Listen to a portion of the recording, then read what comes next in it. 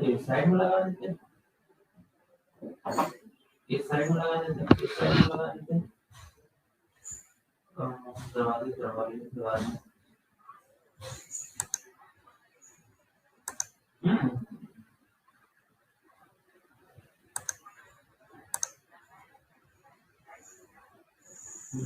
तो मतलब नहीं हो पाएगा।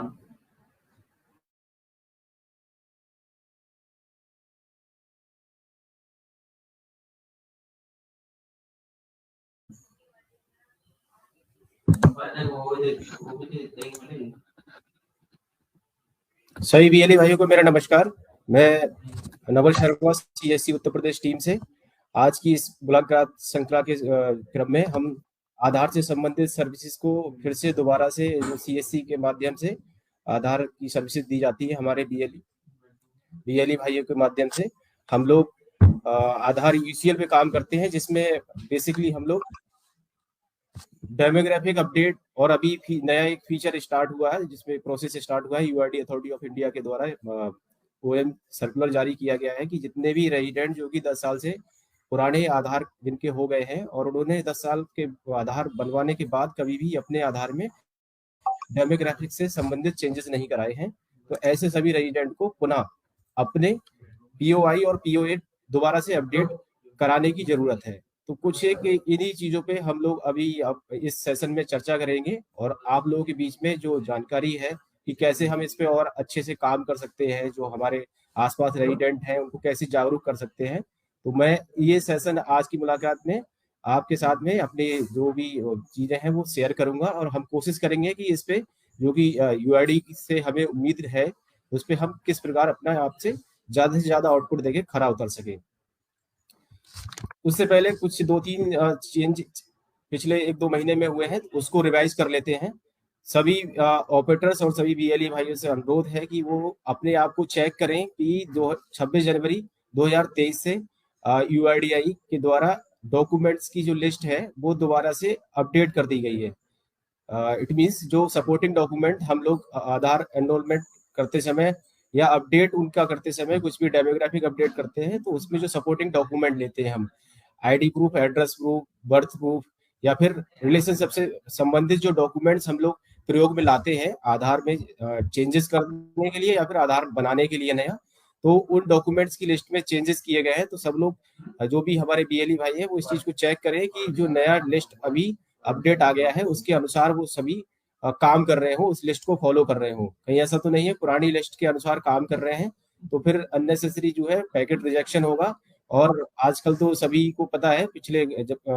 2021 से सितंबर 2021 से डेमोग्राफिक या फिर डॉक्यूमेंट एरर के बिहाफ पे पेनल्टी भी इम्पोज होती है, फिर आईडी भी सस्पेंड होती है। तो इस सब चीजों से बचने के लिए हम लोग अपने आप को करेक्ट कर लें कि जो डॉक्यूमेंट की लिस्ट है वो नई डॉक्यूमेंट की लिस्ट के अनुसार ही हम डॉक्यूमेंट ले रहे हो, और ये लिस्ट सभी अपने सेंटर्स पे लगा कर रखें। हमारे चाहे वो आधार सेवा केंद्र है या फिर जो हमारे यूसीएल पे बीएलई भाई काम करते हैं, वो सभी ये चीज को चेक कर ले कि उन्होंने जो डॉक्यूमेंट्स की लिस्ट नई जारी की गई थी उसको अपने सेंटर पे लगा के रखा हुआ है, जिससे कि जो रेजिडेंट्स काम कराने आपके यहाँ आते हैं उनको भी समझने में सुविधा हो और वो आपसे अननेसेसरी आर्गूमेंट ना करें। क्योंकि कई बार होता क्या है,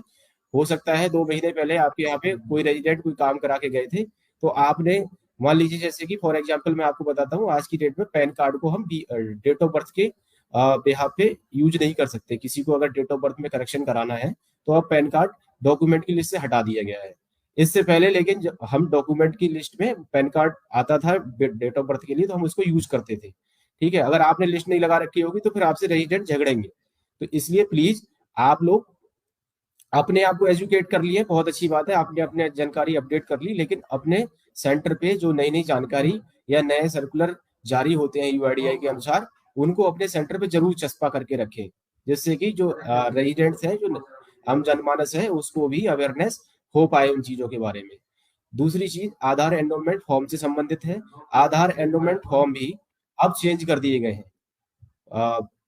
फरवरी से पहले आधार एनरोलमेंट फॉर्म एक ही एनरोलमेंट फॉर्म हुआ करता था, जिसको कि हम लोग किसी भी एज ग्रुप के रेजिडेंट हो उनका चाहे नया आधार बनना है या फिर करेक्शन करना है, अपडेट करना है या डॉक्यूमेंट अपडेट भी हम लोग कर रहे थे, तो कुछ एक चैलेंजेस आ रहे थे कि डॉक्यूमेंट अपलोड करते समय हम किस ऑप्शन को सेलेक्ट करें। तो अब उसको भी ऐड कर दिया गया है। साथ में जो एज ग्रुप वाइज है एनरोलमेंट फॉर्म को कर दिया गया है। 0 से 5 साल के लिए अगर रेजिडेंट है कोई तो उसको कुछ भी अपना आधार बनवाना है तो उसके लिए एनरोलमेंट फॉर्म अलग है। 5 से 18 साल के लिए एनरोलमेंट फॉर्म अलग है, और 18 से प्लस एज ग्रुप के जो भी रेजिडेंट कुछ भी अपना आधार में अपडेट कराना चाह रहे हैं या फिर नया आधार बनवाना चाहते हैं तो उसके लिए आधार एनरोलमेंट फॉर्म अलग फिलअप करना है। इट मीन्स जो भी रेजिडेंट्स हैं जिस एज ग्रुप के, उस एज ग्रुप के लिए एक जो पर्टिकुलर एनरोलमेंट फॉर्म दिया गया है उसी को भरना है। अगर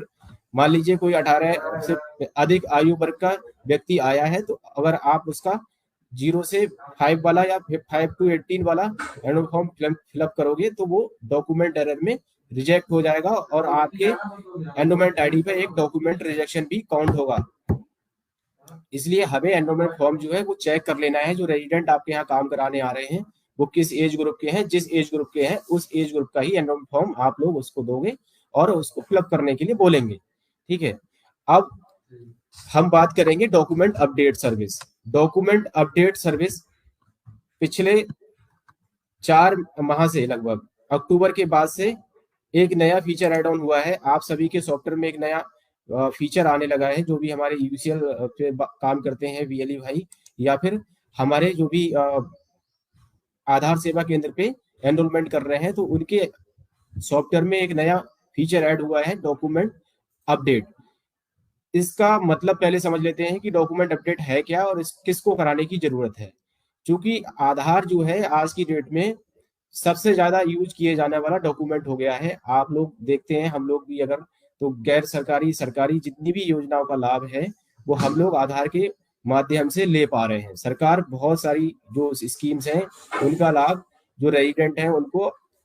आधार के माध्यम से डायरेक्ट पहुंचा रही है। अगर जिन लोगों ने अपना आधार 10 साल से पहले बनवाया था और उन्होंने 10 साल पहले आधार बनने के बाद में कभी भी अपने डेमोग्राफिक डिटेल में जैसे कि नाम, पता, जन्मतिथि, इस तरह की जो डिटेल्स है उनमें कोई भी अपडेट नहीं कराया है। क्योंकि जब आधार इस लेवल पे यूज किया जाने वाला डॉक्यूमेंट है तो इस डॉक्यूमेंट का अपने आप में अपडेट रहना जरूरी है। अगर किसी ने डेमोग्राफिक डिटेल अपनी अपडेट करा के नहीं रखी हुई है, कहने का मतलब जो उसका आधार है, आधार में नाम, पता, जन्मतिथि जो है और जो उसके अलावा उनके डॉक्यूमेंट्स हैं, उनका पैन कार्ड है, वोटर आईडी है, या फिर जो प्रेजेंट टाइम में उनकी आइडेंटिटी या एड्रेस से संबंधित जो प्रूफ्स हैं। मान लीजिए कोई भी रेजिडेंट है जो कि 10 साल पहले बॉम्बे में रहते थे, 10 साल पहले बॉम्बे में रहते थे तब उन्होंने अपना बॉम्बे में कहीं पे भी आधार कार्ड बनवाया, ठीक है। लेकिन क्योंकि कुछ भी हो सकता है वो किसी इस तरह की जॉब में थे या कोई बिजनेस उनका सेटअप हुआ जो उन्हें उत्तर प्रदेश शिफ्ट होना पड़ा। उत्तर प्रदेश आ गए तो उत्तर प्रदेश आकर उन्होंने अपना मकान बनवाया। मकान बनवाने के साथ ही उन्होंने अपना बैंक अकाउंट भी यहाँ पे खुलवा लिया, अपना पैन कार्ड तो चलो ठीक है उसमें एड्रेस प्रूफ नहीं होता, लेकिन उनकी फैमिली में जो और मेंबर्स हैं वो सब यहाँ पे रहने लगे। हो सकता है उनकी उसके बाद में उनके जो बच्चे हैं उनके एड्रेस प्रूफ भी यहाँ के हो गए हों, लेकिन मदर फादर हैं वो 10 साल पहले जहाँ पे आधार कार्ड बनवाए थे अपना बॉम्बे का, उनका एड्रेस वहीं का है। इन केस अगर यूपी में उन्होंने अपना आधार अपडेट उसको नहीं कराया और यूपी गवर्नमेंट कोई स्कीम लेके आती है जो कि उसमें कंडीशन है कि यूपी के लोगों को ही उसका लाभ मिलना है, ठीक है, तो फिर वो उन रेजिडेंट्स को जो है, क्योंकि उनका आधार अभी तक बॉम्बे का है, उन्होंने यूपी का नहीं कराया, भले ही उनका मकान है, उसकी रजिस्ट्री है, बैंक पासबुक है, उस पर भी एड्रेस यूपी का है, लेकिन अगर आधार में उनके एड्रेस अपडेटेड नहीं रहेगा तो उन्हें उस योजना का लाभ नहीं मिल पाएगा जो कि यूपी गवर्नमेंट यूपी के लोगों को देने जा रही है, ठीक है। इसलिए डेमोग्राफिक डिटेल हो सकता है नाम भी, जैसे मान लीजिए उन्होंने जब आधार कार्ड अपना बनवाया था, मोस्टली जो है उस केस में होता है जब कभी जो शादी होती है तो शादी के बाद में सरनेम कुछ चेंज कराना है या कुछ और भी अपडेट्स होते हैं, ठीक है, तो वो अगर उन्होंने चेंज नहीं कराया और उसके बाद में वो डॉक्यूमेंट अपना जो आधार है उसको कहीं पे भी यूज करना चाह रहे होंगे तो फिर वो उसको यूज नहीं कर पाएंगे क्योंकि उसमें डेमोग्राफिक डिटेल मिसमैच रहेगा, ठीक है। अब शादी से पहले पिता का नाम रहता है, उसके बाद में अगर उन्हें हस्बैंड का नाम कराना है तो उन्हें अपने जो केयर ऑफ है वो उसको चेंज कराना पड़ेगा, अपने डेमोग्राफिक डिटेल्स को अपडेट करानी पड़ेगी, ठीक है, तभी वो योजनाओं का लाभ ले पाएंगे। इसीलिए बोला जा रहा है कि डेमोग्राफिक डिटेल भी सब लोग अपडेट रखें। इन केस अगर किसी ने डेमोग्राफिक डिटेल अपडेट नहीं कराई है, मान लीजिए उसको जरूरत ही नहीं पड़ी, जहां रह रहे थे वहीं रहते हैं, उनके फैमिली में भी कोई चेंज नहीं हुआ, उनके नाम में कोई चेंज नहीं है, उनके पता में भी कोई चेंज नहीं है, एड्रेस में भी कोई चेंज नहीं हुआ, तो ऐसे सभी रेजिडेंट्स को अगर उनका आधार कार्ड 10 साल से पुराना है तो अपने आईडी एड्रेस प्रूफ चाहे भले ही वो उनके वही सेम है जो पहले थे, दोबारा से अपडेट कराना है, जिससे कि ये ऑथेंटिक हो पाए कि जो रेजिडेंट है वो अभी भी वही उसी लोकेशन पर रहते हैं और उनके आधार में जो डॉक्यूमेंट उन्होंने पहले दिए थे उससे संबंधित उन्होंने दोबारा अपडेट करा लिए हैं, तो उनका आधार लाइव है और वो सत्यापित हो जाएगा, वेरीफाई हो जाएगा कि वो रेजिडेंट अभी है और उनके डॉक्यूमेंट भी वही है जो उनके आधार में डिटेल्स है। ठीक है, तो इसका पर्पज सिंपल सा ये है कि जो रेजिडेंट जिन्होंने अपना आधार 10 साल पहले बनवाया था उसके बाद अपने आधार में कोई भी डेमोग्राफिक से संबंधित डिटेल चेंजेस नहीं कराए, तो वो सिंपल सा अपना पीओआई और पीओए एज पर आधार जो भी डेमोग्राफिक डिटेल है वो लेके आए और अपने अपडेट करवा लें। ठीक है, दूसरा हम इस साइड में लगा देते हैं, इस साइड में लगा देते हैं, इस साइड में लगा देते हैं, दरवाजे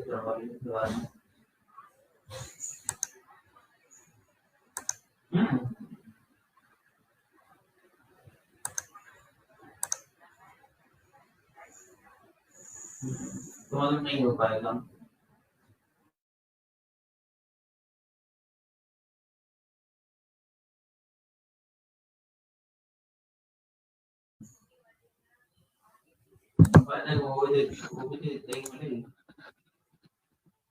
सभी बीएलई भाइयों को मेरा नमस्कार। मैं नवल शर्मा, सीएससी उत्तर प्रदेश टीम से। आज की इस मुलाकात श्रृंखला के क्रम में हम आधार से संबंधित सर्विसेज को फिर से दोबारा से सीएससी के माध्यम से आधार की सर्विसेज दी जाती है हमारे बीएलई भाइयों के माध्यम से। हम लोग आधार यूसीएल पे काम करते हैं, जिसमें बेसिकली हम लोग डेमोग्राफिक अपडेट और अभी नया एक फीचर स्टार्ट हुआ है जिसमें प्रोसेस स्टार्ट हुआ है यूआईडी अथॉरिटी ऑफ इंडिया के द्वारा ओएम सर्कुलर जारी किया गया है कि जितने भी रेजिडेंट जो कि 10 साल से पुराने आधार जिनके हो गए हैं और उन्होंने 10 साल के आधार बनवाने के बाद कभी भी अपने आधार में डेमोग्राफिक से संबंधित चेंजेस नहीं कराए हैं, तो ऐसे सभी रेजिडेंट को पुनः अपने पीओआई और पीओए दोबारा से अपडेट कराने की जरूरत है। तो कुछ एक इन्हीं चीजों पे हम लोग अभी इस सेशन में चर्चा करेंगे और आप लोगों के बीच में जो जानकारी है कि कैसे हम इस पे और अच्छे से काम कर सकते हैं, जो हमारे आसपास रेजिडेंट हैं उनको कैसे जागरूक कर सकते हैं। तो मैं ये सेशन आज की मुलाकात में आपके साथ में अपनी जो भी चीजें हैं वो शेयर करूंगा और हम कोशिश करेंगे कि इस पे जो भी यूआईडी से हमें उम्मीद है उस पर हम किस प्रकार अपना आपसे ज्यादा से ज्यादा आउटपुट देके खरा उतर सके। उससे पहले कुछ 2-3 चेंज पिछले 1-2 महीने में हुए हैं, उसको रिवाइज कर लेते हैं।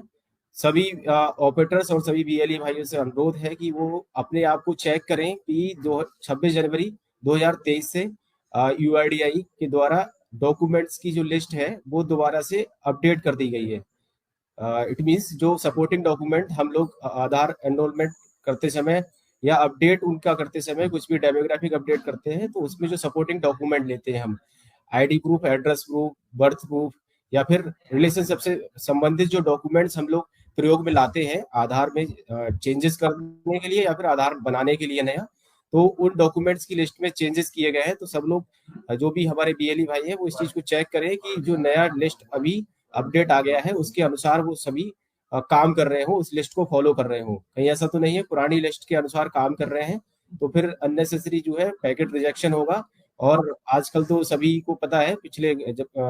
2021 से सितंबर 2021 से डेमोग्राफिक या फिर डॉक्यूमेंट एरर के बिहाफ पे पेनल्टी भी इम्पोज होती है, फिर आईडी भी सस्पेंड होती है। तो इस सब चीजों से बचने के लिए हम लोग अपने आप को करेक्ट कर लें कि जो डॉक्यूमेंट की लिस्ट है वो नई डॉक्यूमेंट की लिस्ट के अनुसार ही हम डॉक्यूमेंट ले रहे हो और ये लिस्ट सभी अपने सेंटर्स पे लगा कर रखें। हमारे चाहे वो आधार सेवा केंद्र है या फिर जो हमारे यूसीएल पे बीएलई भाई काम करते हैं वो सभी ये चीज को चेक कर ले कि उन्होंने जो डॉक्यूमेंट्स की लिस्ट नई जारी की गई थी उसको अपने सेंटर पे लगा के रखा हुआ है, जिससे कि जो रेजिडेंट्स काम कराने आपके यहाँ आते हैं उनको भी समझने में सुविधा हो और वो आपसे अननेसेसरी आर्गूमेंट ना करें। क्योंकि कई बार होता क्या है,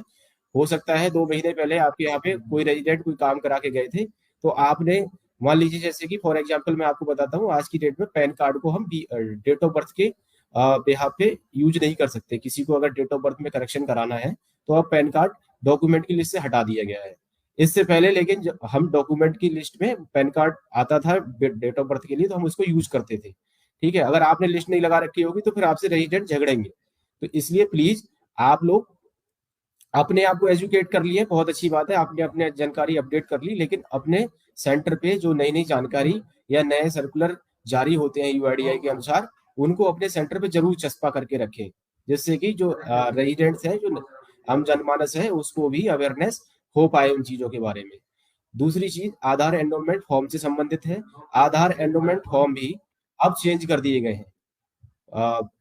फरवरी से पहले आधार एनरोलमेंट फॉर्म एक ही एनरोलमेंट फॉर्म हुआ करता था, जिसको कि हम लोग किसी भी एज ग्रुप के रेजिडेंट हो, उनका चाहे नया आधार बनना है या फिर करेक्शन करना है, अपडेट करना है, या डॉक्यूमेंट अपडेट भी हम लोग कर रहे थे, तो कुछ एक चैलेंजेस आ रहे थे कि डॉक्यूमेंट अपलोड करते समय हम किस ऑप्शन को सेलेक्ट करें। तो अब उसको भी ऐड कर दिया गया है। साथ में जो एज ग्रुप वाइज है एनरोलमेंट फॉर्म को कर दिया गया है। 0 से 5 साल के लिए अगर रेजिडेंट है कोई, तो उसको कुछ भी अपना आधार बनवाना है तो उसके लिए एनरोलमेंट फॉर्म अलग है।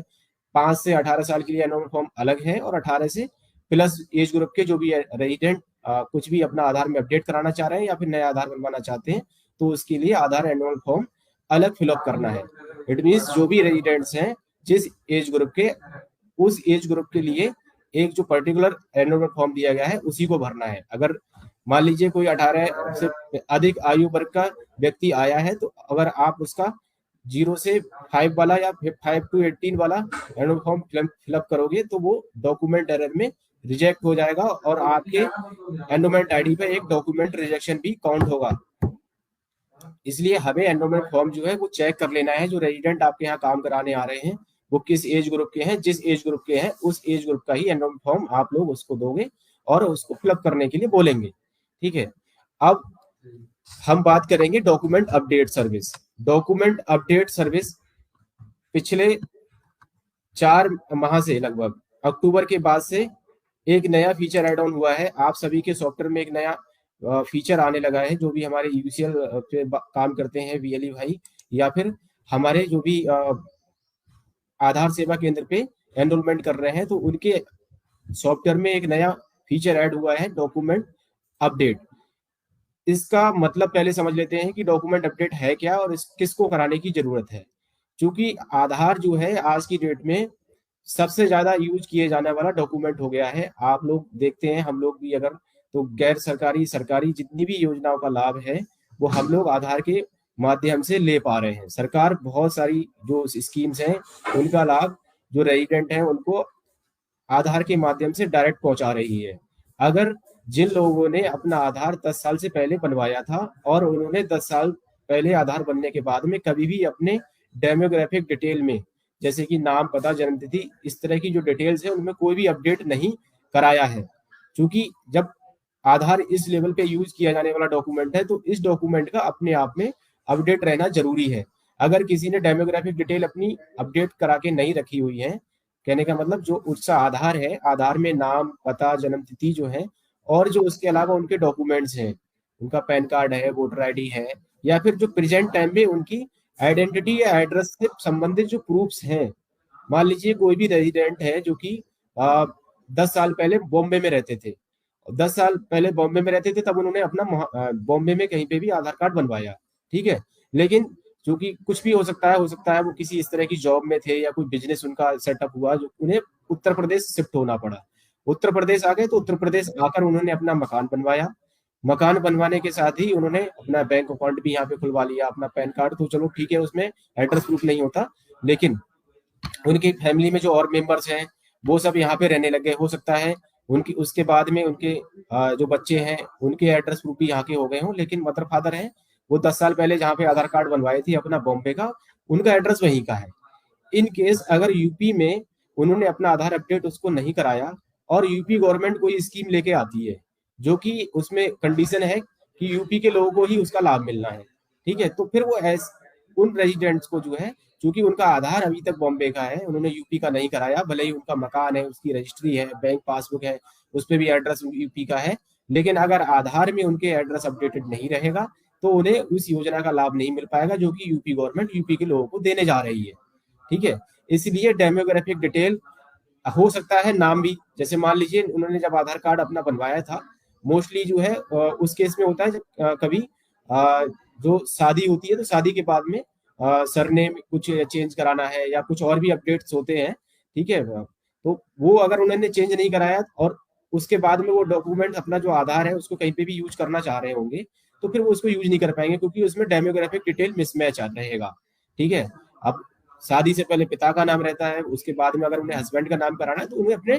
जो केयर ऑफ है वो उसको चेंज कराना पड़ेगा, अपने डेमोग्राफिक डिटेल्स को अपडेट करानी पड़ेगी। ठीक है, तभी वो योजनाओं का लाभ ले पाएंगे। इसीलिए बोला जा रहा है कि डेमोग्राफिक डिटेल भी सब लोग अपडेट रखें। इन केस अगर किसी ने डेमोग्राफिक डिटेल अपडेट नहीं कराई है, मान लीजिए उसको जरूरत ही नहीं पड़ी, जहां रह रहे थे वहीं रहते हैं, उनके फैमिली में भी कोई चेंज नहीं हुआ, उनके नाम में कोई चेंज नहीं है, उनके पता में भी कोई चेंज नहीं है, एड्रेस में भी कोई चेंज नहीं हुआ, तो ऐसे सभी रेजिडेंट्स को अगर उनका आधार कार्ड 10 साल से पुराना है तो अपने आईडी एड्रेस प्रूफ, चाहे भले ही वो उनके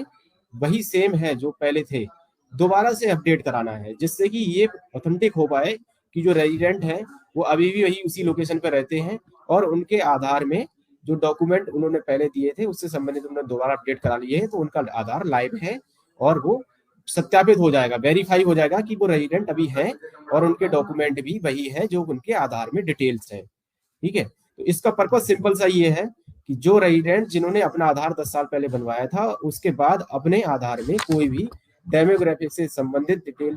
चेंजेस नहीं कराए, तो वो सिंपल सा अपना पीओआई और पीओए एज पर आधार जो भी डेमोग्राफिक डिटेल है वो लेके आए और अपने अपडेट करवा लें। ठीक है, दूसरा हम अगर और समझे इसको थोड़ा सा विस्तृत रूप से, तो इसकी जरूरत क्यों है? डेमोग्राफिक डिटेल जो है, अगर आधार की बात करें, इतनी सारी सर्विसेज में हम लोग आधार को डायरेक्ट या इनडायरेक्ट वे में यूज करते हैं, तो आधार हमारे लिए जो है ईज ऑफ लिविंग की बात करें, हमारे लिए हमारे जीवन के आधार ने आसान बनाया है। ठीक है, हम जो है बैंक अकाउंट हमारा आसानी से खुल जाता है आधार के बेस पे। वन नेशन वन राशन की बात करें तो उसमें भी आधार का बहुत बड़ा रोल है। राशन कार्ड जो है, गवर्नमेंट अब one nation one ration card की बात करती है कि हमारे इंडियन में जो सिटीजन्स हैं उनका एक राशन कार्ड होता है, तो वो उसका लाभ भी जो है तभी मिल पाता है जब उसका आधार जो है वो अपडेटेड रहेगा। आधार कार्ड जो धारक हैं वो इस स्कीम से जो है आसानी से जोड़ सकते हैं। अगर हम सरकारी योजनाओं की बात कहें तो जो आंकड़े यूआईडीआई के द्वारा बताए गए हैं, अथॉरिटी के द्वारा बताए गए, 1100 से ज्यादा सरकारी स्कीम्स हैं जिनका कि हम लाभ, सरकारी योजनाओं का लाभ हम आधार बेस्ड ले पा रहे हैं, आधार की वजह से हम आसानी से ले पा रहे हैं। फॉर एग्जाम्पल अगर हम इसमें सबसे बड़ा एग्जाम्पल देना चाहें तो डीबीटी की बात करें, डायरेक्ट बेनिफिट ट्रांसफर है, तो उसमें किसान सम्मान निधि, किसान सम्मान निधि जो कि सेंट्रल गवर्नमेंट के द्वारा 2,000 रुपए की किस्त दी जाती है किसानों के लिए, तो वो भी संभव आधार की वजह से ही हो पाया है। अगर आधार जो है उनके बैंक में अकाउंट में लिंक नहीं रहेगा और उनके आधार में जो डिटेल्स है वो बैंक अकाउंट से मैच नहीं होंगी, उनके जो और पहचान से संबंधित प्रमाण पत्र हैं उनसे मैच नहीं रहेंगी, तो उनको इस योजना का लाभ नहीं मिल पाता है। इसीलिए कई बार जो है ये सुनने में आता है कि हमारा जो है इस बार किस्त नहीं आई, तो उसमें फिर उन्हें बैंक से संपर्क करना पड़ता है। बैंक मैनेजर बोलते हैं फिर आपका आधार जो है वो अपडेटेड नहीं है, आधार में और आपके बैंक में डिटेल मिसमैच है, इसलिए आपकी केवाईसी नहीं हो पा रही है सक्सेसफुल। ठीक है, इसीलिए आधार में जो डिटेल्स हैं वो अपडेटेड रहना बहुत जरूरी है। जिस प्रकार बायोमेट्रिक जो है, हम लोग कई बार आप लोग देखते हैं बायोमेट्रिक अपडेट भी हमें समय समय पे कराना पड़ता है, तो सेम वही चीज है, हम लोगों को बायोमेट्रिक के साथ साथ अपनी डेमोग्राफिक डिटेल को भी समय समय पे अपडेटेड रखना है, जिस प्रकार जैसे हम बायोमेट्रिक कराते हैं। नहीं तो आने वाले समय में अगर हमारी डेमोग्राफिक डिटेल अपडेटेड नहीं रहेंगी, हमारे डॉक्यूमेंट्स जो हैं आधार में, जो हमारे प्रेजेंट टाइम में डॉक्यूमेंट्स हैं उसके अनुसार हमारे डॉक्यूमेंट आधार की जो डेमोग्राफिक डिटेल अपडेट नहीं रहेंगी, तो हमें जो सरकारी स्कीम्स हैं, स्कॉलरशिप है, किसान सम्मान निधि है, पेंशन है, या फिर जो बच्चे हैं उनको स्कॉलरशिप मिलती है, पेंशनर हो गए, ठीक है, ई रिटर्न भी जो है भरना आसान हो पाया है आधार की वजह से ही। इससे पहले हम लोग क्या करते थे, जो इनकम टैक्स रिटर्न भरते थे तो फिजिकली जाना पड़ता था, जो इनकम टैक्स ऑफिस होते हैं वहां पे विजिट करना पड़ता था, और हम जो है मैनुअल वहां पे अपना डॉक्यूमेंट सबमिट करते थे। ठीक है, फिर वो केवाईसी वेरीफाई होती थी, फिर उसमें एक टाइम टेकिंग प्रोसेस था, बहुत समय लगता था। अब हम ई रिटर्न फाइल कर सकते हैं आसानी से, जो कि संभव हो पाया है आधार की वजह से ही। तो जिन लोगों के आधार में अगर डिटेल मिसमैच रहती है तो वो ई रिटर्न फाइल भी ऑनलाइन नहीं कर पाते हैं। तो ऐसी सभी योजनाओं का लाभ निर्बाध रूप से लेने के लिए हमें जो है अपने आधार में डिटेल्स को अपडेटेड रखना बहुत जरूरी है। डेमोग्राफिक डिटेल अपडेट रखें सभी रेजिडेंट्स, और साथ में अगर डेमोग्राफिक डिटेल उनकी अपडेटेड है तो और उनका अगर आधार पुराना ही है तो फिर डॉक्यूमेंट अपडेट करा लें।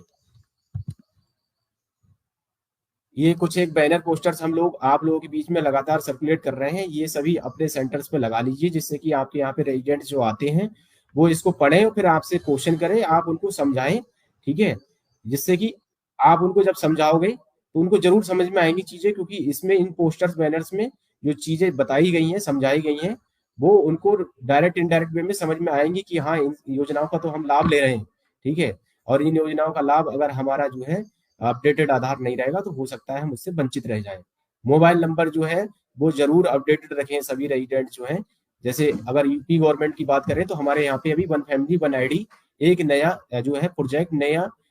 स्कीम स्टार्ट होने जा रही है, जिसमें कि यूपी गवर्नमेंट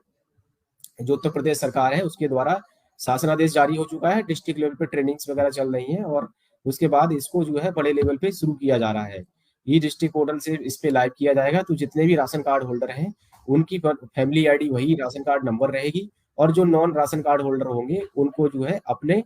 नया इसके लिए वन फैमिली वन आईडी के लिए अप्लाई कराना होगा, और ये आधार बेस्ड ही होगा। जिन लोगों के आधार अपडेटेड नहीं होंगे, जो मैंने एक एग्जांपल दिया था कि हो सकता है कि कुछ रेजिडेंट जो है भले ही यूपी में रह रहे हैं काफी समय से, लेकिन उनके आधार दूसरे स्टेट के हैं, तो ऐसे सभी जो रेजिडेंट्स हैं उनको इस स्कीम का लाभ नहीं मिल पाएगा, क्योंकि उनके आधार यूपी के नहीं है, भले ही उनका मकान है यहाँ पे और सारा बिजनेस भी यही होता है और लंबे समय से रह रहे हैं, उनका डोमिसाइल भी अगर यहाँ का है, तो उनको जरूरत होगी कि वो अपना आधार भी अपडेट कराएंगे, अपना यूपी का उनका आधार होगा, तभी वो वन फैमिली वन आईडी का लाभ ले पाएंगे। जिस प्रकार और सारी योजनाओं का वो लाभ या फिर और चीजों पे काम कर रहे हैं। तो सरकारी स्कीम्स की बात करें, उसके लाभ जो हमें अगर लेने हैं तो उसके लिए सबसे जरूरी है कि अपना आधार जो है वो अपडेटेड रखें, और ये बहुत बड़ी जिम्मेदारी हम लोगों की है, क्योंकि इस पे पिछले काफी समय से फॉलो अप हो रहा है, लेकिन जिस तरह से प्रोग्रेस प्रगति आनी चाहिए वो नहीं आ रही है। तो हमारे बीएलई भाई, चूंकि सभी आप लोग ग्राम पंचायत लेवल पे बैठे हुए हो, ठीक है, हमारी रीच गांव गांव तक है, और हम केवल आधार पे काम नहीं कर रहे हैं, हम मल्टीपल सर्विसेज पे काम करते हैं। जो भी हमारे सीएससी सेंटर्स हैं, क्योंकि आप सीएससी बीएलई हो, साथ में आपको बैंक बीसी का काम मिला है, तब जाके आप आधार यूसीएल पे काम कर पा रहे हो। इट मींस आप जो है मल्टीपल सर्विसेज डिलीवर कर रहे हो वहां पे। जरूरी नहीं है कि आपके यहाँ पे कोई आधार का ही काम कराने आता है, आप कोई और भी काम कराने आता है अगर आपके सेंटर पे, तो आपके यहाँ पे अगर ये बैनर पोस्टर्स लगे होंगे तो उसके माइंड में एक बार क्वेरी जरूर आएगी कि भैया ये लगा हुआ है, ये क्या बात सही है कि 10 साल अगर पुराना आधार हो गया तो ये कराना जरूरी है? हमारा भी आधार 10 साल पुराना हो गया है। तो आप उसको जो है पेशेंस के साथ में समझाइए, सही जानकारी देते हुए उसको गाइड करिए, वो जरूर समझेंगे चीजों को और अपडेट कराने के लिए अपने पीओआई पीओए लेके आएंगे और आप उसको अपडेट कर पाओगे, ठीक है। तो इसलिए आपको ये अपना सेंटर पे लगा के रखना जरूरी है। अब इसको कर कह सकते हैं, कैसे कर सकते हैं जो आईडी एड्रेस प्रूफ है, इसके लिए दो मोड है। ऑनलाइन जो है डॉक्यूमेंट अपडेट करने के लिए भी रेजिडेंट अपना जो माई आधार पोर्टल है उससे डायरेक्ट भी कर सकते हैं। अगर हम अपने ही बात करें, हमारे जो बीएलई भाई हैं या आधार सेवा केंद्र हैं, वो आप लोग जो है अपना जो यूसीएल सॉफ्टवेयर है उसके माध्यम से कर सकते हैं पीओआई पीओ अपडेट जो रेजिडेंट आते हैं उनके। इसके लिए जो चार्ज निर्धारित है वो 50 रुपए शुल्क निर्धारित किया गया है। जिस प्रकार आप लोग डेमोग्राफिक अपडेट करते हो तो उसके लिए भी 50 रुपए रेजिडेंट से चार्ज करना होता है। एक चैलेंज आ रहा था कि आप लोग कैसे समझ पाएंगे कि सही में ही किसका आधार 10 साल पुराना है, या कौन से रेजिडेंट्स ऐसे हैं जिनके की आधार में डॉक्यूमेंट अपडेट करने की जरूरत है। तो इसके लिए भी आपके सॉफ्टवेयर में एक ऑप्शन दे दिया गया है यूआईडीआई के द्वारा। जिन लोग आधार ऑपरेटर्स का सॉफ्टवेयर अपडेट हो गया है, तो उसमें अभी आप लोग जब किसी का नॉर्मली डॉक्यूमेंट डेमोग्राफिक अपडेट करने जा रहे हो, उस पर क्लिक करते हैं तो एक उससे पहले चेक बॉक्स खुलता है। उस चेक बॉक्स में पहले आधार नंबर डालेंगे आप, और आधार नंबर डालने के बाद जब सबमिट करेंगे तो आपको ये मैसेज शो करेगा, the Aadhaar needs document update, kindly upload POI मतलब proof of identity and proof of address document. इसका मतलब ये है कि जो रेजिडेंट है उसके आधार में दोबारा से आईडी प्रूफ और एड्रेस प्रूफ से संबंधित डॉक्यूमेंट अपडेट कराने की जरूरत है। इस मैसेज को आप लोग इग्नोर ना करें, क्योंकि ये मैसेज जब भी आएगा तो भले ही रेजिडेंट आपके यहाँ पे जो आया है मोबाइल नंबर अपडेट कराने आया है, इन केस अगर वो डेमोग्राफिक अपडेट कराने आया है तो फिर वो डॉक्यूमेंट अपने लेके आए होंगे, और आप डेमोग्राफिक अपडेट करोगे तो उसमें supporting document ID address proof कुछ ना कुछ लगा रहे होंगे। आपने उसका डेमोग्राफिक अपडेट किया, फिर उस केस में आपको जरूरत नहीं है, क्योंकि जो बात हो रही है डॉक्यूमेंट अपडेट की वो केवल उन रेजिडेंट्स को करानी है जिन्होंने 10 साल पहले आधार बना था लेकिन उसके बीच में कभी भी अपने डेमोग्राफिक अपडेट नहीं कराए, उस बीच नहीं कराए, या फिर आज भी आपके यहाँ पे आए हैं तो डेमोग्राफिक अपडेट कराने नहीं आए हैं, केवल हो सकता है मोबाइल नंबर लिंक कराने आए हैं। तो ऐसे रेजिडेंट्स का आप मोबाइल नंबर लिंक कराने वाले केस में आप पहले उसका मोबाइल नंबर लिंक कर दीजिए, और मोबाइल नंबर लिंक करने के बाद में उनको ये मैसेज दिखाइए। अगर पढ़े लिखे रेजिडेंट्स आते हैं आपके यहाँ पे तो इस चीज को गंभीरता से लेंगे और समझेंगे, और फिर आप उनको अगर सजेस्ट करोगे आईडी एड्रेस प्रूफ लाने के लिए, उस समय अगर इनकेस वो लेके आए तो तुरंत कर दीजिए। मोबाइल नंबर अपडेट करने के बाद में आप उसका फिर आईडी एड्रेस प्रूफ भी अपडेट कर दीजिए document online document update feature पर जाकर। दोनों अलग अलग प्रोसेस हैं, दोनों एक साथ नहीं हो सकते। आप लोग क्वेरी करते हो कई बार हम लोगों से कि क्या मोबाइल नंबर सर और हम जो उनका डॉक्यूमेंट अपडेट है वो दोनों एक साथ कर सकते हैं? नहीं कर सकते हैं, क्योंकि इसके लिए आपके सॉफ्टवेयर में अलग अलग ऑप्शंस दिए गए हैं। पहले आप उसका जो है, जैसे नॉर्मली आप डेमोग्राफिक डिटेल अपडेट करने के लिए क्लिक करते हो, मोबाइल नंबर अपडेट करोगे, एक एनरोलमेंट कंप्लीट हो जाएगा, फिर आप डॉक्यूमेंट अपडेट करेंगे रेजिडेंट से उसके आईडी एड्रेस प्रूफ लेकर। ठीक है, तो इस मैसेज को आप लोग इग्नोर नहीं करेंगे, आप रेजिडेंट को बताएंगे। ठीक है, ऐसा नहीं है कि आपने चेक किया और बस इग्नोर कर दिया, मोबाइल नंबर लिंक करके उनको भेज दिया। जो भी रेजिडेंट्स आपके यहाँ पे केवल मोबाइल नंबर लिंक कराने आ रहे हैं, इनकेस उनके डॉक्यूमेंट्स को अपडेट करने की जरूरत है तो फिर आप उनके डॉक्यूमेंट अपडेट करने की सजेस्ट करिए, उनसे आग्रह करिए कि आप आईडी एड्रेस प्रूफ ले आइए, क्योंकि आपका आधार पुराना हो चुका है और आप नहीं कराएंगे तो हो सकता है इन फ्यूचर आप या तो अभी जो सर्विसेज का लाभ ले रहे हो सरकारी, या फिर लेने भी जा रहे हो सरकारी स्कीम्स का लाभ, तो वो हो सकता है आपको मिलना बंद हो जाए। तो इसलिए आप जो है इसको करा लीजिए।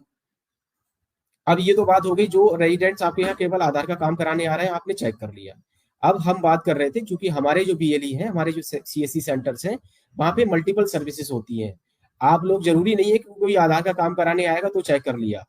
आपका यूसीएल सॉफ्टवेयर पे काम चल रहा है, वो अलग लैपटॉप है, आपने दूसरे जो आप एक्टिविटी, जैसे मान लीजिए किसी का आपने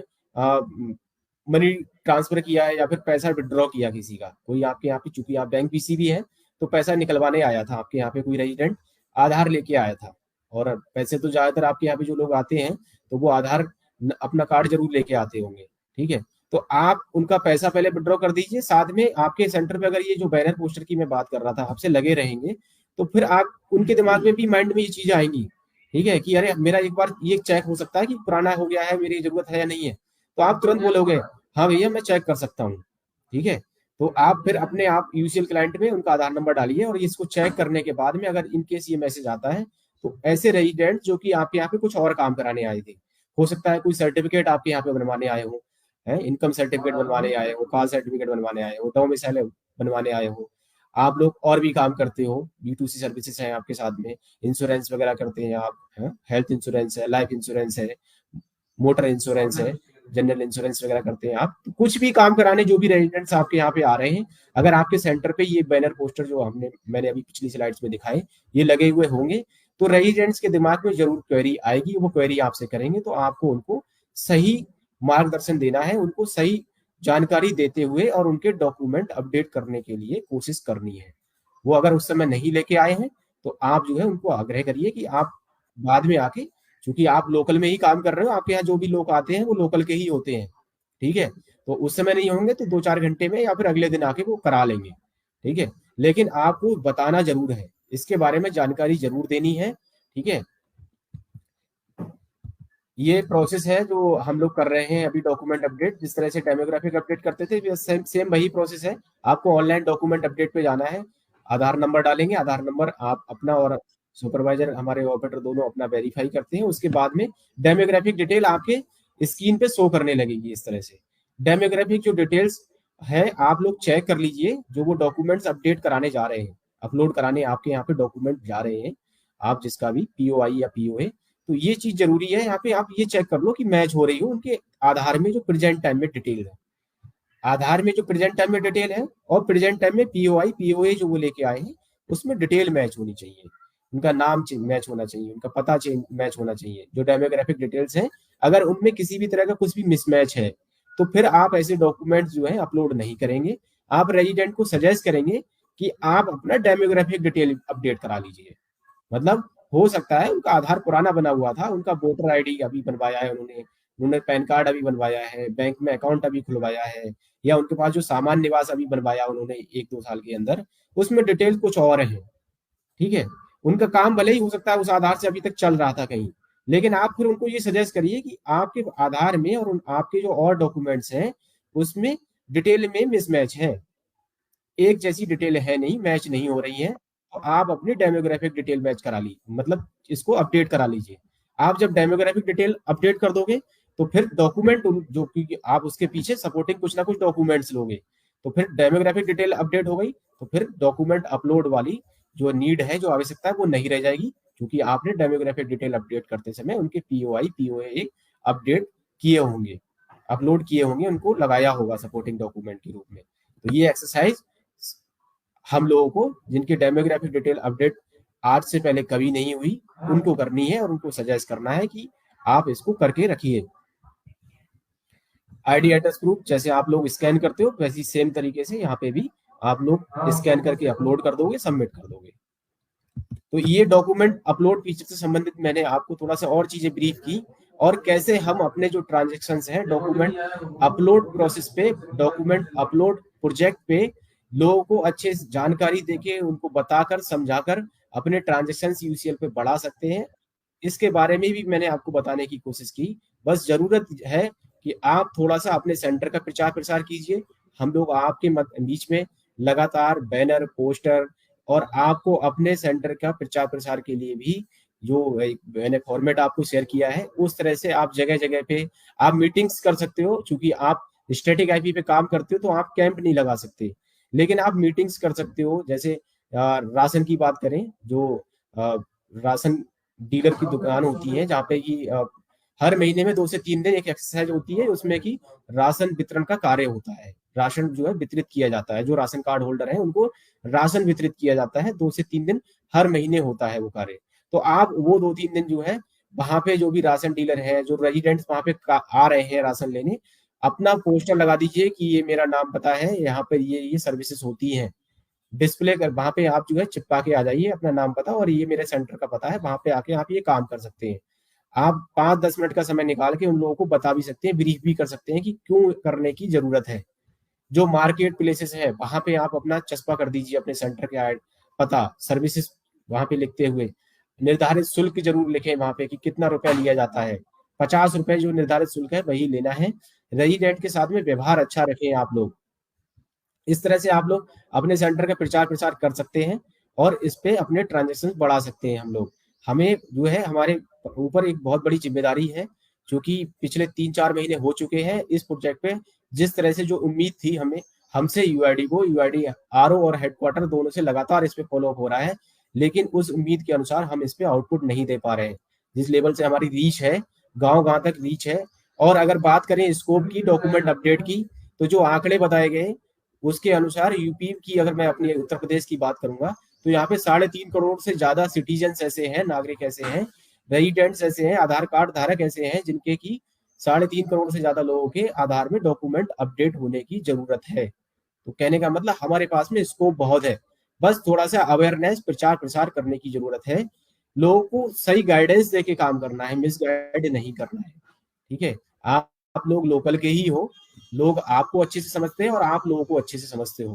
कोई ऐसा नहीं है कि लोग आपकी भाषा नहीं समझ पाते हैं कि आप क्या कहना चाह रहे हो। आप हिंदी में लगाइए अपने सेंटर पे, और हिंदी में आप अनाउंसमेंट भी करा सकते हो।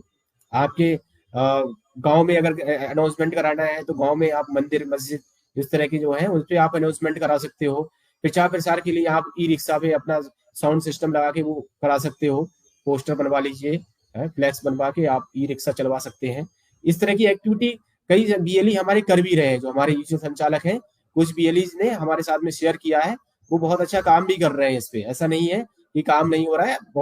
कुछ बीएलई के द्वारा बहुत अच्छा काम भी हो रहा है। बस मेरा अनुरोध सभी बीएलई भाइयों से है कि सभी बीएलई भाई इस पर काम करें, आगे बढ़ के आए, लोगों को अवेयर करें, अपने आसपास के लोगों को अवेयर करें, अपनी नॉलेज को अपडेट करें, अपनी जानकारी को करेक्ट करें। क्योंकि अगर हमें ही आधी अधूरी जानकारी होगी तो सामने से वाले को हम अच्छे से समझा नहीं पाएंगे चीजों के बारे में, और फिर उलझ जाएंगे और फिर बस आराम से बैठ जाएंगे, काम नहीं करेंगे। प्लीज अपने सेंटर को नियमित खोलिए, थोड़ा सा कुछ एक चीजें हम लोग मॉनिटर कर रहे हैं, तो उसमें ये संज्ञान में आ रहा है कि कुछ सेंटर्स जो है वो वीक में 1-2 दिन खुलते हैं। प्लीज, क्योंकि ये एक ऐसी यूनिक सर्विस है जो कि कुछ एक सेलेक्टिव सेंटर्स को ही मिली हुई है, ठीक है। और सेलेक्टिव सेंटर्स को मिली है, आप लोग इनकम के साथ साथ आप समझिए आपके साथ में सर्विस वाला पार्ट भी जुड़ा हुआ है। आधार एक ऐसी सर्विस है ना जहाँ पे कि आप ये नहीं कह सकते कि मुझे आधार मिल गया है तो बस मैं अपना जो है अपने अनुसार काम करूंगा, जब मुझे मन होगा तब मैं खोलूंगा और जब मन होगा तो नहीं खोलूंगा। रेजिडेंट देखिए कभी भी बताकर नहीं आएंगे कस्टमर। आपको जो समय बताया गया है सुबह 8 बजे से शाम को 8 बजे तक अपना सेंटर जो है खोल के रखें और अपना सेंटर सातों दिन खोलें। कुछ बीएलई जो है हमारे सेंटर जो है देखने में आ रहा है कि संडे को कम सेंटर्स खुलते हैं। देखिए, आप इंटरप्रेन्योर हो, आपको ये समझना होगा कि आपको कोई सैलरी उस तरह से नहीं मिलती है। आप इंटरप्रेन्योर हो, आपको जो है जितना काम करते हो आप उस पे अगेंस्ट में कमीशन जो आपकी फिक्स है वो आप जो है अर्न करते हो। साथ में आपको एक ऐसी सर्विस मिली हुई है जिसके साथ में आपका विश्वास जुड़ा हुआ है लोगों का, एक पहचान आपकी अलग है। अगर आप कभी कभी सेंटर खोलोगे तो उससे क्या होगा, आपकी जो है वहां पे मार्केट खराब होगी, लोग आएंगे ही नहीं फिर वहां पे। जहां पे भी जो कम काउंट आ रहा है उसका सबसे बड़ा रीजन थोड़ा ये भी है कि आप लोग एक तो क्या है डेली सेंटर पे नहीं खोलते हैं। तो हमारा थोड़ा सा आपसे अनुरोध है कि आप प्रतिदिन अपना सेंटर खोलें, सुबह 8 से 8 तक आप काम कर सकते हो यूसीएल पे। इसके लिए जो है हमने रिक्वेस्ट की हेडक्वार्टर से, आरओ से भी रिक्वेस्ट की थी, तो उसके लिए हमें जो समय अवधि है वो भी थोड़ी बढ़ा दी गई थी। पहले हम 9 से 6 काम कर रहे थे, 8 से 8 कर दिया गया है। पिछले काफी समय से ये टाइम पीरियड चल रहा है, तो आप सुबह 8 से शाम 8 बजे तक काम कर सकते हो और सातों दिन काम कर सकते हो। कोई ऐसा नहीं है कि संडे को काम नहीं कर सकते आप लोग, ठीक है। अब जैसे होली आने वाली है, आप होली एंजॉय करिए, होली पे काम मत करिए, कोई इशू नहीं है। लेकिन डेली आप सेंटर खोलिए, क्योंकि आपको पता है बैंक है, पोस्ट ऑफिस में जो काम होता है, हम लोग करते क्या है ना, खुद अपने काम पे फोकस ना करके सामने दूसरे पे काम पे फोकस करते हैं कई बार, तो उससे क्या है ना काम खराब होता है। बैंक, पोस्ट ऑफिस या जो सरकारी जगह पे मशीन चल रही है वो सरकारी छुट्टी जो रहती है उस दिन बंद रहती है।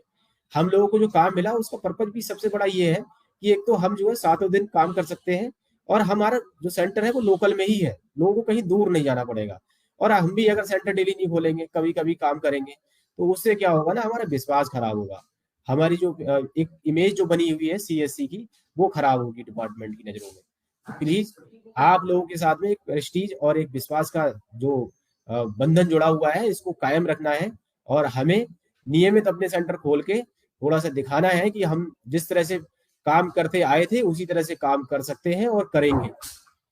सभी बीएलई भाइयों से मेरा अनुरोध है, प्रतिदिन सेंटर खोलें और आप डॉक्यूमेंट अपडेट पे प्रचार प्रसार के लिए जो भी मैकेनिज्म आप न्यूज कवरेज कर सकते हो लोकल लेवल पे, बहुत सारे हमारे जो बीएलई भाई हैं काफी संख्या में जो है कुछ थोड़ा बहुत जो पत्रकारिता से भी जुड़े हुए हैं, तो आप अपने जो पत्रकारिता से जुड़े हुए हैं उसको आप इसमें काम में ला सकते हैं प्रचार प्रसार में अपने सेंटर के, ठीक है। जो आपको हमने आईसी मटेरियल शेयर किया हुआ है प्रचार प्रसार के लिए, उसकी आप कुछ लैंग्वेज बनाते हुए अपनी भाषा शैली में आप न्यूज़पेपर में निकलवा सकते हो, अपने सेंटर के नाम के पते के साथ में निकलवा सकते हो, कुछ फोटोग्राफ निकालते हुए। और कुछ एक्स्ट्रा अच्छी एक्टिविटीज कर रहे हैं तो वो साझा करते रहे हमारे साथ में, जिससे कि और भी जो हमारे बीएलई भाई हैं वो मोटिवेट हो चीजों को देखे कि वो नहीं कर पा रहे हैं। और एक बीएलई जो है हमारे एक दिन में 40 ट्रांजेक्शन करते हैं और एक बीएलई हमारे एक दिन में 4 ट्रांजेक्शन करते हैं, 2 ट्रांजेक्शन करते हैं, तो उसके पीछे रीजन क्या है? कहीं ऐसा तो नहीं है उनके सेंटर का प्रचार प्रसार ही नहीं है, लोगों को पता ही नहीं है कि वहां पे क्या काम हो सकता है। तो प्लीज अपने सेंटर की ब्रांडिंग रखें। कॉमन ब्रांडिंग का भी एक बैनर हमने डिजाइन करके आप लोगों के बीच में पिछले 2-3 महीने पहले भी शेयर किया है। समय समय पे जो नई नई अपडेट्स, नए नए जो है प्रचार प्रसार के लिए आईसी मटेरियल्स आते हैं या सर्कुलर्स आते हैं, हम लोग आपके बीच में शेयर करते रहते हैं। तो प्लीज लेकिन अपनी जानकारी को अपडेट रखें, क्योंकि आप अपनी जानकारी को अपडेट रखोगे तभी आप अच्छे से जो है अपना सेंटर रन करा पाओगे और जो लोग आपके यहाँ काम कराने आते हैं आप उनका विश्वास जीत पाओगे। क्योंकि माउथ पब्लिसिटी जो है बहुत बड़ी चीज होती है। जो लोग आपके यहाँ काम कराने आ रहे हैं आप उनके साथ व्यवहार अच्छा रखो, उनसे जो निर्धारित शुल्क है वो लो।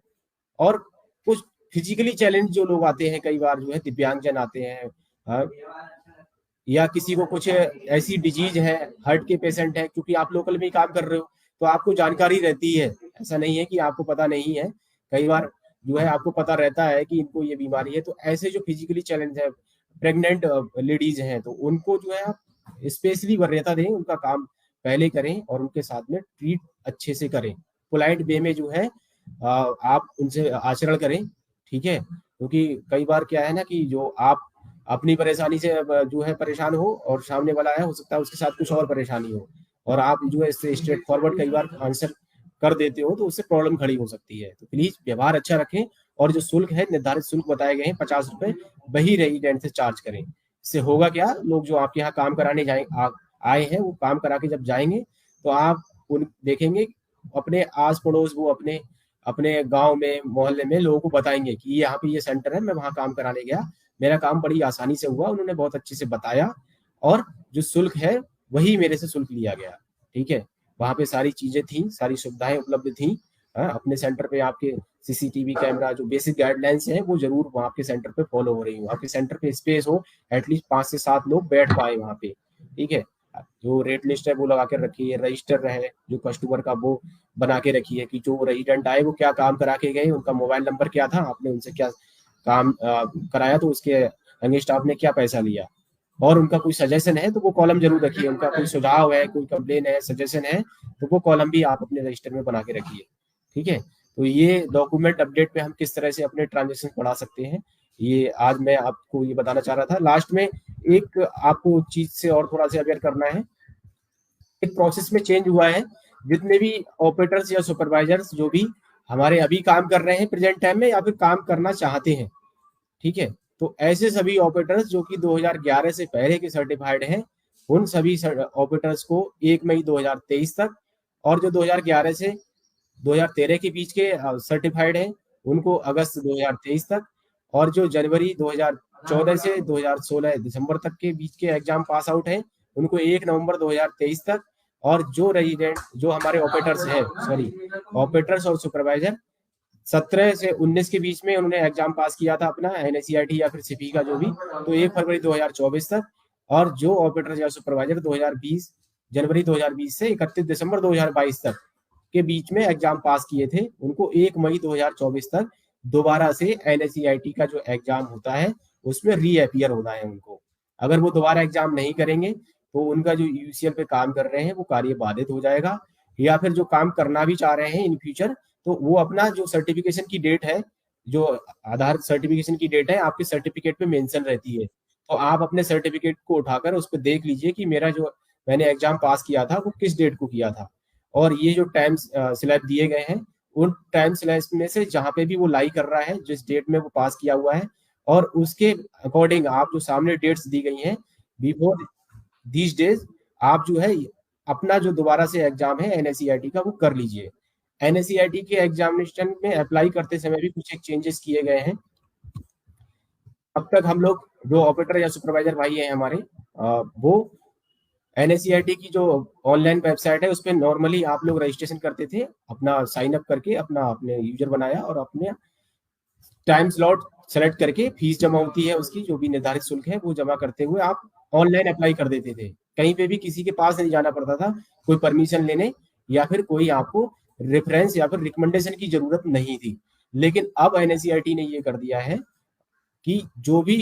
चाहे वो पहली बार एग्जाम दे रहे हो या फिर जो ऑपरेटर्स ऑलरेडी सर्टिफाइड है, जो बात हो रही है अभी रीअपियर होने की, तो ऐसे सभी ऑपरेटर्स को या फिर नए ऑपरेटर्स को दोबारा मतलब जो एग्जाम आप अप्लाई करते हैं आप लोग, तो ये एक ऑथराइजेशन लेटर जो है वो कंसर्न ईए या रजिस्ट्रार से लेना होगा जिसके साथ वो काम कर रहे हैं या फिर करने जा रहे हैं।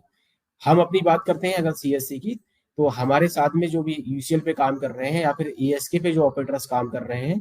वो सभी ऑपरेटर्स ये अथॉरिटी लेटर लेते हुए अपना एनएसईआरटी की साइट पर जाकर अप्लाई करें, और ये अथॉरिटी लेटर आपको एग्जाम देने जब आप जाओगे एनएसईआरटी सेंटर पे तो लेकर भी जाना होगा हार्ड कॉपी के रूप में। अगर हार्ड कॉपी के रूप में आप लेकर नहीं जाओगे तो फिर आपको हो सकता है वहां पे एग्जाम में अपियर ना होने दिया जाए, ठीक है। तो एक तो आपको अप्लाई ऑनलाइन करते समय भी अपलोड करना है और हार्ड कॉपी लेकर भी जाना है, और ये ऑथराइजेशन लेटर आप हमारे सभी डिस्ट्रिक्ट मैनेजर्स जो हमारी डिस्ट्रिक्ट पे टीम है डीएमडीसीज है उनसे ले सकते हैं। आप अपने जनपद के डिस्ट्रिक्ट मैनेजर्स या हमारे जो डीसी हैं उनसे प्राप्त कर सकते हैं इस ऑथराइजेशन लेटर को। हमने अपनी जनपद की जो टीम है उनको कन्वे कर दिया है इसके विषय में कि जो भी हमारे यूसीएल पे काम कर रहे हैं या फिर एएसके पे काम कर रहे हैं ऑपरेटर्स, या फिर इन फ्यूचर काम करने का सोच भी रहे हैं, अगर उनको एग्जाम करने की जरूरत है तो उनको एक सर्टिफिकेट देना होगा और वो आप लोग दे सकते हो।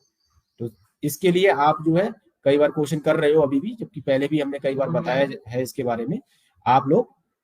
ये ऑथराइजेशन लेटर हमारे डिस्ट्रिक्ट में आपके जनपद के जो डीएमडीसी है उनसे प्राप्त करके और दोबारा से ये जो टाइमलाइन दी गई है बियॉन्ड द टाइमलाइन, आप जो है इसको एग्जाम में रीअपियर हो लीजिए। अन्यथा आपका जो यूसीएल चल रहा है आप या फिर एसके पे काम कर रहे हो या फिर इन फ्यूचर काम करने भी जो सोच रहे हैं ऑपरेटर्स, वो काम नहीं कर पाएंगे।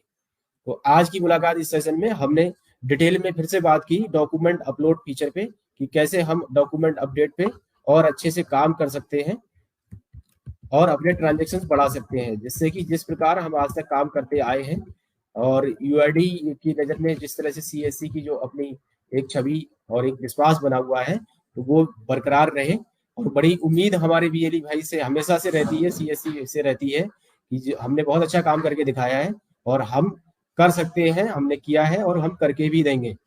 और जिस तरह से यूसीएल पे काम अब तक होता आया है, कोई भी किसी भी तरह के संशय में ना रहे। हम लोग मार्च के बाद भी इसी तरह से काम करते रहेंगे। कुछ एक क्वेरी आपके माइंड में, कुछ बीएलई भाई हमारे क्वेरी करते हैं समय समय पे, क्या सर काम जो है मार्च के बाद नहीं होगा? ऐसा कुछ नहीं है। आप जिस तरह से काम कर रहे हो काम करते रहोगे, बस थोड़ा सा जरूरत है आप लोगों को इस माह में ये जो डॉक्यूमेंट अपडेट सर्विस है इस पर थोड़ा सा अपना फोकस करते हुए प्रचार प्रसार करिए और ज्यादा से ज्यादा इस पे सभी लोग ट्रांजेक्शन करें। एटलीस्ट प्रतिदिन हम फोकस करके चल रहे हैं कि 20 से 25 ट्रांजेक्शन हम डॉक्यूमेंट अपडेट पर करेंगे, लोगों को प्रचार प्रसार करेंगे, अवेयर करेंगे। इसी के साथ में मैं आज की इस मुलाकात श्रृंखला का मैं आपसे इजाजत चाहता हूं। नमस्कार, धन्यवाद।